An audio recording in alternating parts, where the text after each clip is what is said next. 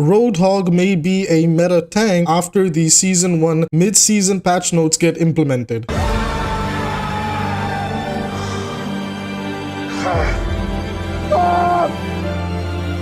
Alright, jokes aside though, with Zarya and D.Va getting nerfed, Roadhog is in a pretty good spot. Now whether he is meta or not can be debated, but he's in a good spot where you can make him work. Obviously, just like any other hero in the game, there'll be situations where you will need to swap off, but for this video, we're just going to focus on how to play Roadhog, how to get the most effectiveness out of him, and as always, these videos are tailored more towards beginners or people coming back into Overwatch and trying to get into the flow of things. They're not meant to be like a very in-depth breakdown of the character, different compositions and stuff like that. I like to do that type of content over on a YouTube live stream when I'm mod reviewing, or over on Twitch. So if you're interested in content like that, well, you can subscribe to this channel, turn notifications on. When I will go live, you will know, or you can head over on Twitch. I do use that every now and then when I have more time, and we do some VOD reviews and more in-depth stuff over on the Twitch. With that being said, let's get started with this video. Getting started with this Roadhog guide, it's important to understand Roadhog's playmaking ability in an Overwatch 2 setting.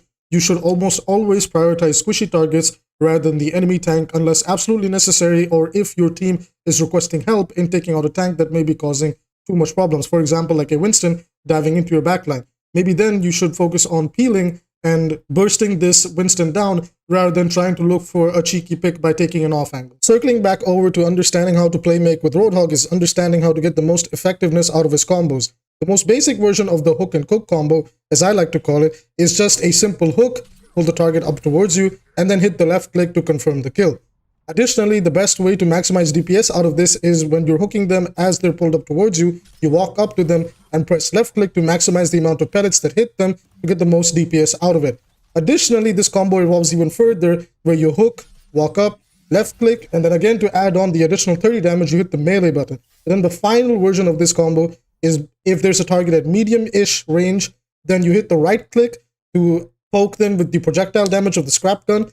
By that point, you should land the hook, pull that target towards you, hit the left click after walking up to them, and then hitting the melee to get the most maximum DPS done in a combo to confirm a kill. As you can see in this clip over here, that's exactly what I had to do to confirm a kill on this Cassidy. The final ability in Roadhog's kit is the E ability called Take a Breather. Take a Breather allows Roadhog to heal himself for 350 HP. And most importantly, it gives him a 50% damage reduction. The community likes to call it the get out of jail free card, and honestly, it kind of is sometimes. Like, look at this clip over here. Look at how Take a Breather gets me out of a very sticky situation. Another thing to also keep in mind is that even if Ana does anti you, yes, it does cut off the healing, but the 50% damage reduction still applies, and sometimes that 50% damage reduction can be the difference maker in you getting out of a situation and staying alive for your healers to heal you up. Although, optimally speaking, you should actually wait out the anti's effects and heal yourself just around the time the anti is about to end. You can tell by the sound effects so that you can actually start healing yourself right away, get the 50% damage reduction, and also start building your ult charge. I'm gonna come back to Take a Breather a little bit later once we talk about how to play Roadhog into team fights, be it on attack or defense. I now want to talk about Roadhog's ultimate called Whole Hog. It's a very interesting ultimate, and you can get really creative with it, and you can use it in many different ways. Just don't get a little too creative and do something like this over here.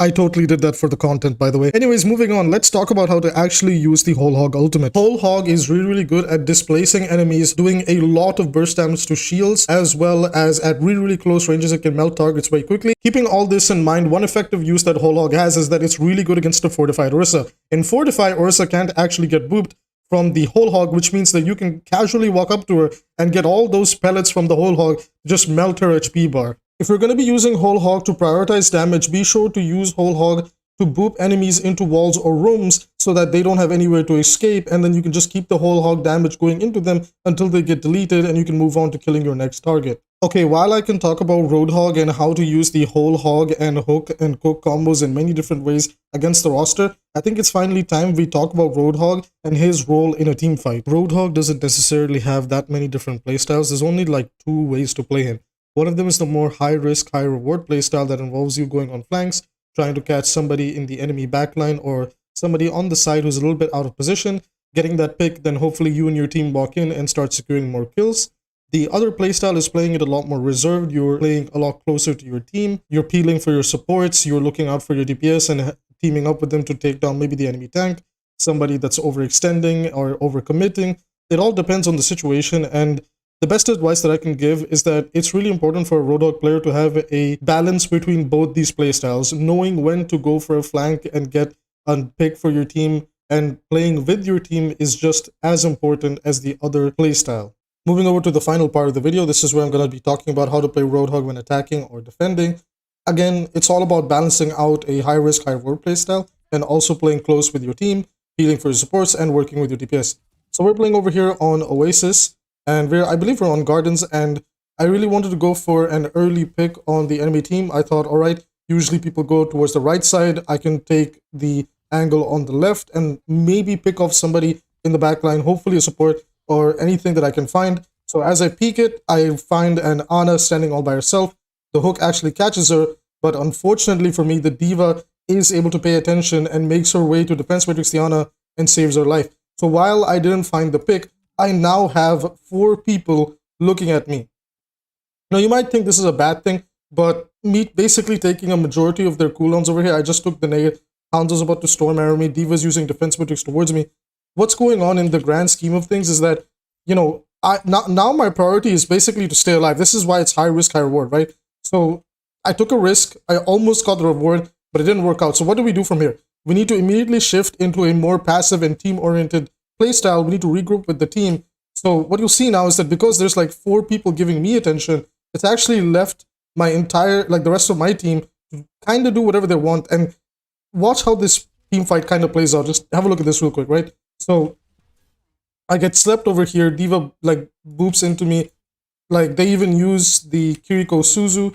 So they've invested a lot of cooldowns for some reason. So we've gotten all of that out. Again, what does that mean? It basically means that now my DPS is free to do whatever they want. There's not going to be that many cooldowns maybe stopping them. So if Genji wants to play aggressive here, he can, because there's no Suzu, there's no nade. So he's kind of free. Sojourn can do the same thing. Maybe even 𝐒𝐿𝐿 can look for a play over here. So what happens in this team fight? Fortunately for me, my team actually starts to move in towards me, especially my supports, which I really appreciated. And my Genji was able to take an angle for the flank. He has the Ana in his line of sight, and Sojourn is pretty much just, you know, farming D.Va over here and circling it back over towards me. I realized that, okay, it's going to be very difficult to get a, you know, hook and cook. So I should probably see if I can bait the D.Va in trying to pull her off the map. And that's basically what I played around. Fortunately, our Genji actually got a pick on the enemy Genji. And from here on, I just wanted to play aggressive. Again, I kind of baited myself towards the far left. D.Va failed in booping me off, but I didn't fail in pulling her off the map. And from this point on, I just walked in. The Ana was in my line of sight.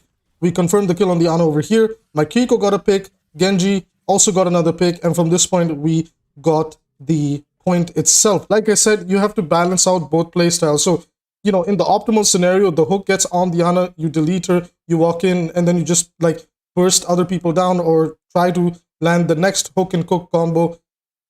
In this scenario where maybe the hook and cook doesn't work out, I wanted to use this over like the most optimal scenario because, you know, more often than not, people will find themselves as they climb the ranks like, oh, they're paying attention to me. What do I do now? And, you know, in that situation, we really just want to like ensure that you're in the range of your team. They can see you, you're in their line of sight. You're able to move back into a position where you can be with them. So it's not like a 5v1 and maybe it's a 5v3 and your DPS regroup with you. So it's a 5v5 again. And that's basically what this teamfight example was of how to use Roadhog to win a team fight. So again, taking cooldowns is not a bad thing. Make sure to always utilize your corners as best as you can. Try not to stand out too much in main.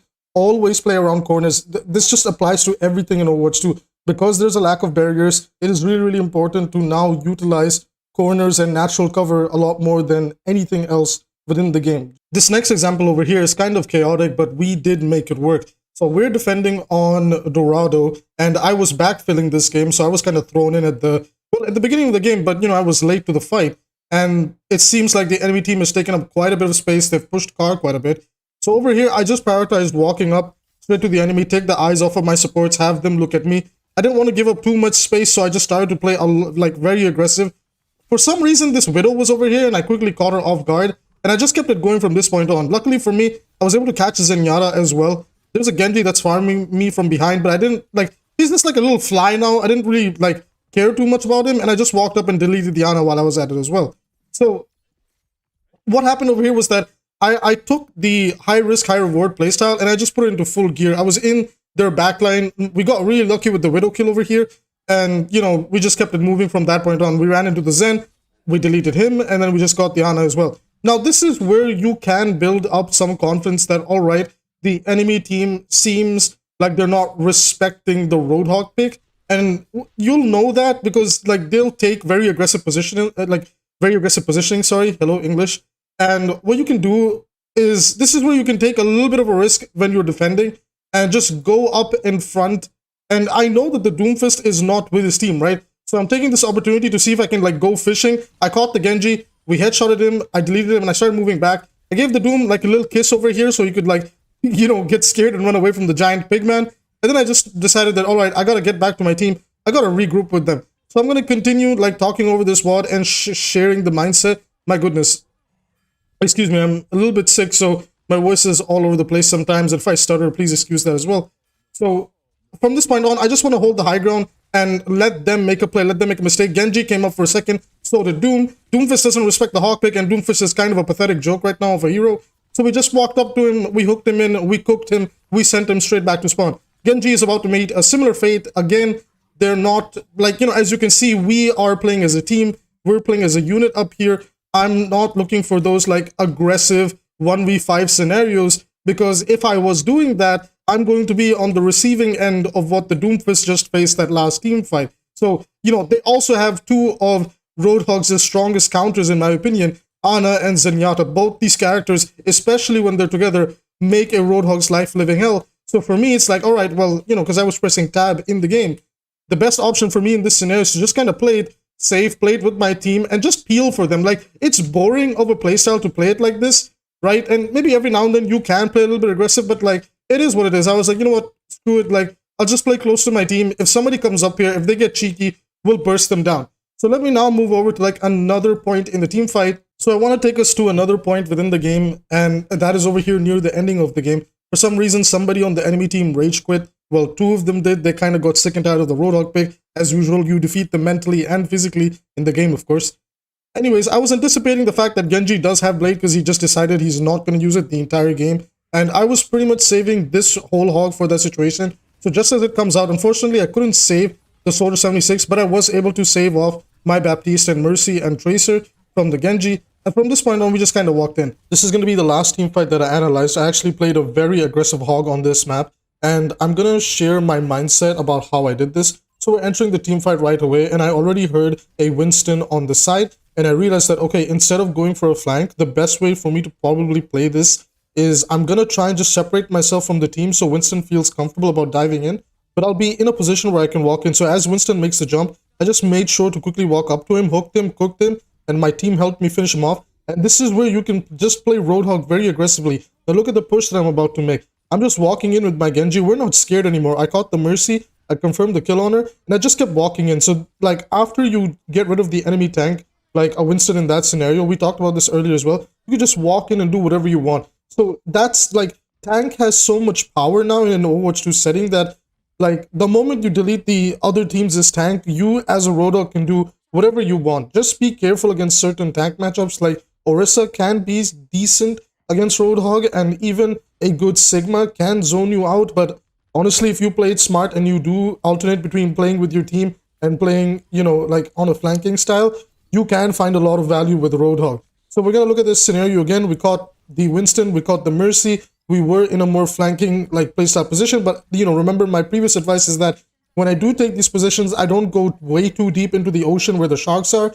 I stay on the shallow end, which is where my team is, and then once we start getting, you know, these picks, then we start going deep into the ocean. Now, as you can see over here, I am way too deep. I actually did this on purpose to kind of prove my point. While I do pop off with the ultimate in this scenario over here, what happens is that if you overcommit way too much, eventually what's going to happen is you'll find yourself in a 1v5 and you will get caught. This is something you do not do. So the point of this video is I do the things that you're supposed to do right, and I also do the things wrong. It does look kind of silly, and it can be funny, but I do them to kind of show like, hey, this is what you do, this is what you do not do. So that is it for the VOD reviews. I'm going to end this video with a few more clips of some Roadhog gameplay and the different ways you can use the hook and cook combo as well as the whole hog. But before we get to that, there's one final tip that I wanted to quickly slide in about Roadhog. One of the final tips that I want to share about Roadhog, other than the fact that the hook can cancel ultimates like High Noon and Barrage, is the fact that you can turn towards a left or right 90-degree angle to make the target travel even further. And this is really, really good because if you use it against a tank, you can actually bring them closer to you and your team rather than just bring them up in front of your face. And then you can all work together to deleting that tank and then moving on to winning the team fight. As you can see over here, that's exactly what I did to the Sarissa. Rather than pull her up in front of my face, I actually pulled her over to the left side. That allowed for my Genji and Ana to start pressuring her as well alongside me. And then we confirmed the kill, and then we kept moving on to win the team fight. This is the end of the video now. I really enjoyed making this, but these things do take a lot of time, and I'd really appreciate that if you guys want to support this type of work and want to see more, just hit the subscribe button and like, and you can drop a comment on what you'd like to see in the future. I not only make guides for Overwatch, but I also cover news and all sorts of other things. So if you're interested in everything Overwatch, then hit the subscribe button. I would love to have you around, and I would also love to see you on the live streams. With that being said, I hope you enjoy the clips, and I will see you in the next one.